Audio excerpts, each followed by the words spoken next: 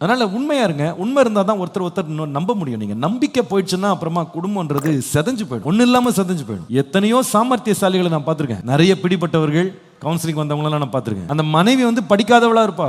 பாவம், அது ஒரு கிராமத்திலிருந்து பிடிச்சிட்டு வந்திருப்பாங்க. அவளுக்கு இந்த புது உலகம், இந்த நவ நாகரிகம்லாம் ஒன்றும் தெரியாது. அவள் வெகுளியாக உட்காந்துருப்பா. இவர் பார்த்தீங்கன்னா ஊரே விட்டுருவார். அவ்வளவு சாமர்த்தியசாலி.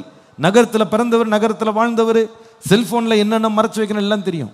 இந்த பெரிய சாமர்த்தியசாலி கூட மனைவிக்கு ஒண்ணுமே தெரியாதுன்னு ஃபோல்டர்லாம் போட்டு வச்சிருப்பாரு. ஒரு நாள் ஃபோல்டர் கழண்டுடும், ஒரு நாள் பாஸ்வேர்டு என்ன ஆயிடும், ரிலீஸ் ஆயிடும். படிக்காத மனைவி நினைச்சிட்டு இருப்பார். அந்த அம்மா கரெக்டா எவிடன்ஸை போட்டோ பிடிச்சி உட்காந்துருக்கும், மாட்டிக்கிடுவார். அதனால குடும்பம் நடத்துறவங்க மட்டும் தயவு செய்து பொய்யை நம்பி மாத்திரம் என்ன பண்ணிடாதீங்க. குடும்பம் நடத்தி வெற்றி கண்டுடலான்னு மட்டும் தயவு செய்து கனவு காணாதீங்க.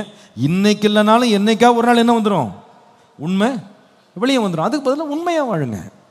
பண விஷயத்தில் உண்மையா இருங்க, பொருள் விஷயத்தில் உண்மையா இருங்க, பேச்சில் உண்மையா இருங்க, கொடுக்கல் வாங்கல உண்மையா இருங்க, சொல்ற வார்த்தைகள் உண்மையா இருங்க. எல்லாத்துலயுமே நம்பகத்தன்மையை கற்றுக்கொள்றதுக்கு, கடைப்பிடிக்கிறதுக்கு வெளிப்படையா வாழ்ந்து பாருங்க. குடும்பத்தை பத்தி நீங்க பயப்பட வேணாம். ராத்திரி திடீர்னு அழிறிட்டு எழும்ப வேணாம், பயப்படவே வேணாம்.